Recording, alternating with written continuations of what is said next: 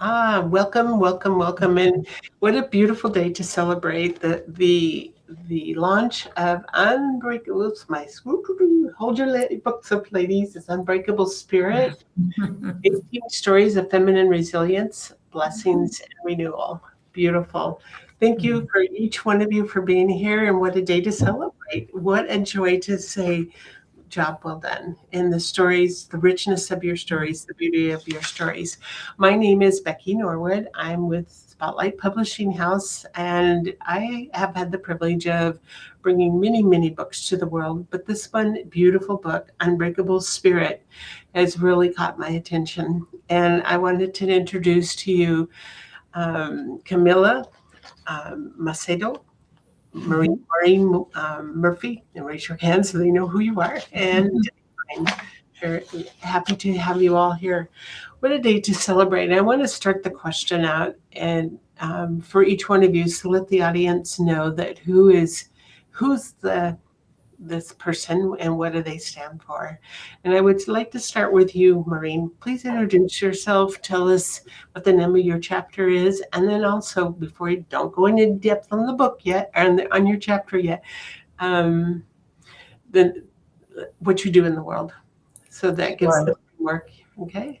Thank you so much, Becky. Really happy to be here with some of my co-authors. My name is Maureen Murphy, and I'm the founder and director of Mayday Resilience. And the name of my chapter is Reclaiming Sacred Radiance, A Healer's Journey from Burnout to Blessing. And in the world, I've had the privilege of working with many people through the healing arts. I worked as a chiropractor for 30 years in Oakland. I also have been a coach. I lead women's circles, and now I'm a published author. I'm very, very pleased to be among these other beautiful women authors. And I would say, really, I'm helping women who have already achieved a measure of success, but they haven't quite found the inner peace that would really allow them to enjoy their success. There are obstacles, there are prior traumas and conditionings, limiting beliefs, different ways of looking at the world that keep a filter over their joy. And so that's one of the things that I delight in, is helping liberate people from those obstacles so that they can fully flourish in the world and share their gifts, and most importantly, enjoy their success. Beautiful. Beautiful. And Camilla, the name of your chapter, for a little bit about you, and name of your chapter, and we'll go from there. Yep. Yes. My name is very happy to be here. First of all, Becky, thank you so much. My name is Camila Macedo. The name of my chapter is Healing from Cancer, One Breath at a Time. And I am a breath therapy facilitator. And I inspire women 40 plus to go deeper in their healing journeys. I've been teaching yoga for more than 20 years, and the last 5 or 6 years I've shifted a little bit, and I'm working more with the breath, and the healing, the deep healing that the breath can bring. Beautiful. Thank you. Yeah. And Debbie. Yes, good morning, everyone. It's so nice to be here. Thank you, Becky. My name is Debbie Klein, and I am a professor of anthropology at Gavilan College in Gilroy, California. And my chapter is Welcome and Good Luck, My Immersion and Awakening in Nigeria. And I would say that I've been teaching for over 20 years now in the California Community Colleges system. And I'm really honored and proud to be a part of this higher ed system, the largest in the nation, that serves, over 2.1 million students who might not otherwise have access to higher education. So by coming to us, they hopefully have an opportunity for economic mobility and just personal transformation. Beautiful. Beautiful. Thank you. Thank you for sharing. And what a joy to have the three of you on this interview, and to really have a conversation as to why this book? Why this book, and why did you choose to share your story in this book? What motivated you? For you, Debbie. Oh, okay. I was so grateful to meet Laura through a salon that she offered. And she helped me see that I could explore the possibility of writing a personal story about the years I spent in Nigeria in my late teens and 20s as a student and a researcher over the course of 20 years. And I've published academic stuff, but never had the courage to try to publish or write anything personal. And I still think of my time in Nigeria every single day, though it was a long time ago. And those years really transformed and shaped who I became and who I'm becoming as a person. And so I wanted to try to write about that process of transformation. And I also wanted it to be a love letter to Nigeria and to my good friends and collaborators over there who helped me literally survive and generously taught me and trusted me with their culture. Mhm. Beautiful. Thank you for sharing. And how about for you, Camila? I have been working with Laura for the last 12 years, I guess, back and forth. And when she invited me to participate in this project, as soon as she mentioned the name of the book, I was like, that's how I felt during the cancer journey that I went through. And I was like, I need to be part of this project. First of all, that was the beginning. And I've always loved writing. And I knew at some point I would write about my story, about my life story. And because I truly believe writing is a powerful healing tool. Yes. So I decided to write and revisit some of my life lessons and write about my cancer journey and inspire people with some life lessons. Beautiful, beautiful. And for you, Maureen? Yeah, I think it's really a matter of timing. I've known Laura quite a while, as personally and professionally. I've worked with her, as she's my coach, and I've also worked with some of her clients as an associate coach. And this is her third anthology that she produced. Right. And I think it was always in the back of my mind that would be a wonderful way for me to grow professionally, but the timing wasn't right until this particular book. And I just love trusting divine timing. And with this particular story, it's not a new story, it's an older story of my becoming, but I wanted to look at it through the lens of my present understanding and see how it would relate to the work that I'm doing now. And I've just found the whole process to be so rich, to be able to see the multifacets that one experience and how I responded. I mean, that's the thing about all these stories. We've all had really big challenges, and the stories are about how we responded through our unique expressions and how we grew. And so I would say the bottom line is that every challenge or crisis is really an opportunity, and that's what I see in these stories. Beautiful. So your chapter, what is the rich nugget that you want to share just from if somebody's picking up this book and they turn to your chapter, what's that rich nugget of goodness that you hope that they glean from your chapter?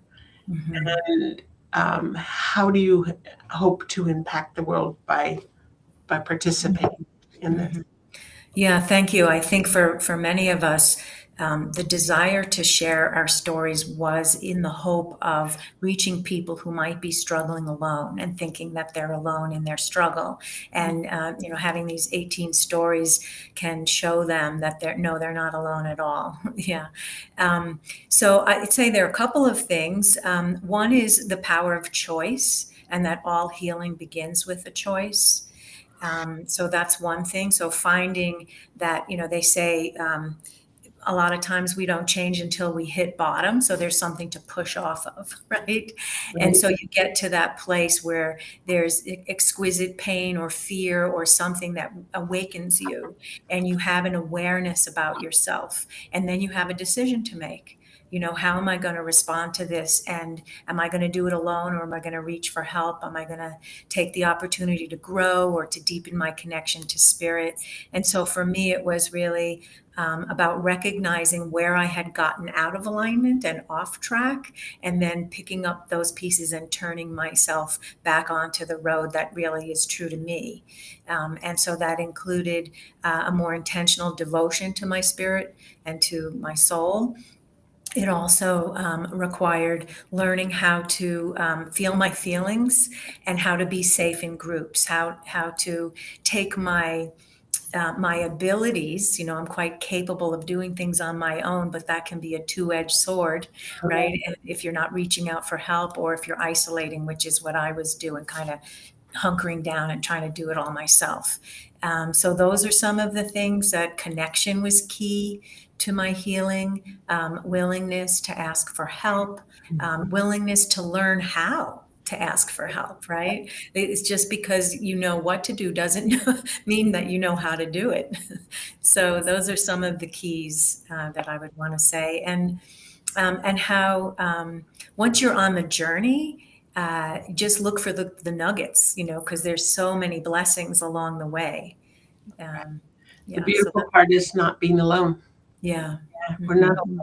And the more of us that speak our truth and share our wisdom, is the bigger the impact we have on our world. Yeah. Thank you. For you, Debbie, what nugget of truth or of insight of wisdom do you hope a reader will gain, or many readers will gain from reading your chapter? Yes, thank you. And I love what Maureen just said. It was so beautiful. So thank you. That's for sure. So many wonderful reminders. I too had the experience of learning how to trust in my community and to connect with the other people around me, and ask for help in a way that I did not know how to do in at that age in this country. So I'm ever grateful to my experiences for that, and I take those lessons with me every day, and I'm still learning. All of those. Yes. And then in terms of also in my chapter, I'm hoping to inspire readers to explore new worlds and be more open-minded, even about learning from different people and different cultures, different communities, next door and far away, especially in this political, economic moment that we're all sharing in the world together. It's just a strange time. And I think there's a lot of sense of alienation, and also not necessarily wanting to venture outside what we may know. At least I see that in my own students. And I also hope readers will explore their own biases and assumptions that we may have about unfamiliar worlds and people. My story is also a young woman's adventure story. So I hope to inspire women to follow their longing and tap into that for adventure, and their excitement about stepping into the unknown. And lately in my students, I've been seeing sort of more fear around stepping into the unknown. And since I've been at it for over 20 years, I notice a shift in my students who are between mostly the ages of 18 and 24. Well, the world changed a lot during that time. COVID and all the things that happened, and the fear that was placed from that. And so while we had, if COVID had happened like maybe 10 years earlier, we wouldn't have been prepared, because we wouldn't have had these kind of, like Zoom or the platforms to stay connected. Yes. And yet it was a pivotal time for the youth of that during that time frame. It's still rippling. I mean, it's I'm watching it and part of it myself. So yes, I think we're still recovering and reinventing ourselves in some ways. Absolutely. I had one more thing to add, if I may, and then I don't want to, but I was just going to say that I've been thinking a lot about what it means to meet for me and to inspire others to walk in other people's shoes and see the world from other perspectives. And I'm hoping, and so I'm thinking of radical empathy, this idea that if we are able to really empathize and put ourselves in others' shoes, then we will transform ourselves into more compassionate human beings, and then that process is transformative for the world. So I hope by sort of trying to model that or talk about it, that I will do my part in contributing to making our world a more equitable and peaceful place for all beings. Beautiful. Thank you. Yeah. You know, the work that each one of us are doing, we're each so individually different, diversely different. And when we know that it's that difference is what makes us beautiful, and having the differences gives such a wide array of ways for others to heal, because they can see the diversity of our interests and how we show up in our world. Beautifully said. Thank you. Camilla, tell us a little bit about your story and what rich nuggets you hope the reader will gain. Yes. Thank you, Debbie, for sharing. Very inspiring. Thank you.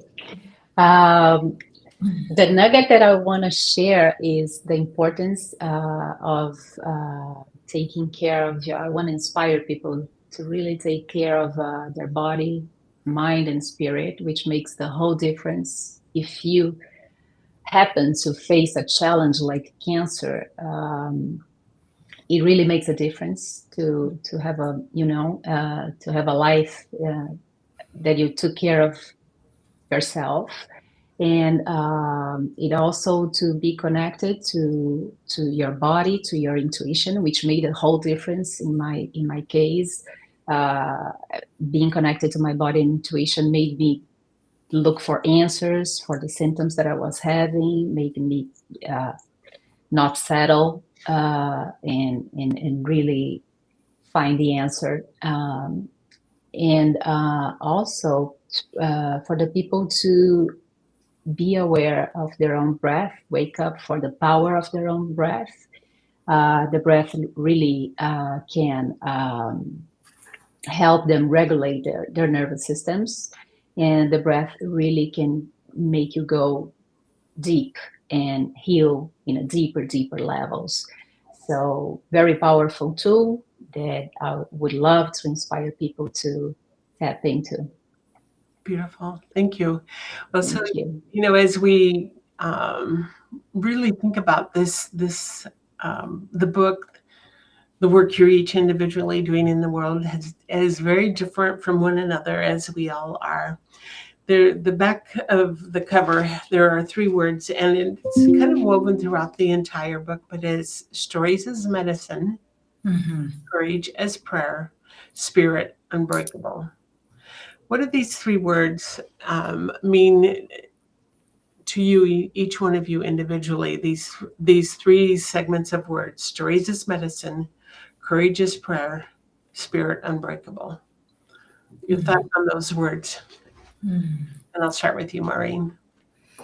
Yeah, those are powerful statements. I think we've all experienced stories as medicine. Even in my chapter, during my recovery, I was gifted with poetry and song, and I was like, where did this come from? You know, and I was directed by a friend to say, no, this is your medicine.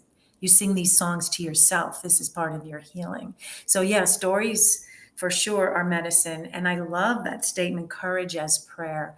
My mom used to have this saying. She would say, offer it up. Whatever you're struggling with, she'd say, offer it up. And as a kid, I really grappled with how to understand that. What do you mean exactly? But I still get glimpses of what that means, when you're suffering or struggling. And so you choose courage. Okay, I'm going to face this in spite of my fear, and that's going to be my offering to the world. That's going to be my prayer, and my attention moving from fear into something more durable, right? Faith. Right. And then I guess Spirit Unbreakable, that's what we're living, we're affirming, we're experimenting with. There are beautiful statements. Thank you for bringing my attention to them. Thank you. Thank you. And Debbie? Yes, yeah, that they are absolutely inspiring, and stories as medicine, being part of the collective of this book and all of the 18 women who are in it really reminded me how much telling our stories is lifeblood. It's essential. It's healing, and I learned from all the other authors how that is, and everyone here too, right now. In Nigeria, that is, it's an oral traditional culture that I was part of when I didn't get to this in my chapter, but I eventually did research in a rural community with oral performers. And so the conveying of stories and the keeping of stories and the telling of all the ancestral stories through performance was a part of the fabric of everyday life there. And so I learned so much about that. And I loved hearing the stories over and over again. They would change all the time, depending on what city or town we were in. Different people would show up and their family lineages would be told. And it was such a way of connecting people to each other in the present, in the past, and in that culture, in the realm of the ancestors who are with us. So stories as medicine resonates across culture, and I love that. Courage as prayer. The thing that came to mind is while living in Nigeria, I was young and I didn't grow up in any kind of traditionally religious setting, and I was so surprised by how the language includes prayer, and every single time that you speak. And so one of the main things people say is when you ask how someone is doing, "Báwo ni ṣe àlàáfíà ni?" The answer, and then this is the Yoruba language, the answer is "A dúpẹ́ lọ́wọ́ Ọlọ́run," which is we give thanks to God. So in the greeting, the everyday greeting is a prayer. And I was first really surprised by that and thinking, it was so new to me. And then living there, I saw how suffering, sadly, is sort of part of the everyday. There's difficult conditions. And so giving thanks to God and being aware of this other presence or being part of a universe, and whatever anyone's language is for that, is woven into prayer. The prayer is gives you everyday courage to keep going, if that makes sense. So that's my reflection on that. Yeah. Beautiful. That is amazing. Truly. Yes. Does. Yeah. And then Spirit Unbreakable. Wow. That's yes. It's when we are connected to each other, I think, and to our breath. I too am a practitioner of yoga for 20 plus 30 years. I don't know, so many years. I always think of my breath and tap into it when I need courage and to keep my spirit alive. And so I think there's so many reflections on spirit being unbreakable. But I would just say for women in particular, we still have a ways to go to achieve, I think, full equity in the world. And we need each other, and when we have each other and we can tap into our deepest selves, I think our spirit is absolutely unbreakable. And our book is testament to that. Very much. Yes, thank you. And last but not least, how about our Camilla? Yes. Courageous prayer. I felt I never knew I was so courageous until I faced this big challenge in my life, and definitely courage as prayer. I had no option but being very courageous every single day during the whole year that I was treating. And The stories as medicine, yes, our book is a proof of that. I haven't read all of them, but definitely it's a medicine. And also during the journey, the cancer journey that I was going through, the stories that people would tell me about their own journeys or about their healing journeys from other diseases, they were medicine for me. It was powerful to hear to so many stories. And Spirit Unbreakable. I was so fragile and I was so weak during the treatment, but I was certain that my spirit was unbreakable. I felt that very strong in my bones. Beautiful. So, Wow. yeah, What- love those statements. What a beautiful trio of ladies you are, as you know, and the spirit that you show, how the work you do in your world, in our world, which is so amazing. In the very on the back cover, there's a quote. Or there's a quote from Mark Whitwell, sorry, author. In this beautiful collaboration of feminine blessing is the most urgent message for all of us, to stand our ground amidst all pleasure and pain. And so, you know, these beautiful words that you ladies cared enough in your heart to share with others is the impact that we collectively can make in our wonderful world. So I want to thank you and celebrate with you. International number one best-selling. Thank you. and just totally can celebrate yourselves and each other for being able just standing strong in our beautiful world. Thank you. Thank you, Becky. Thank you so much. Thank you, everyone. Thank you.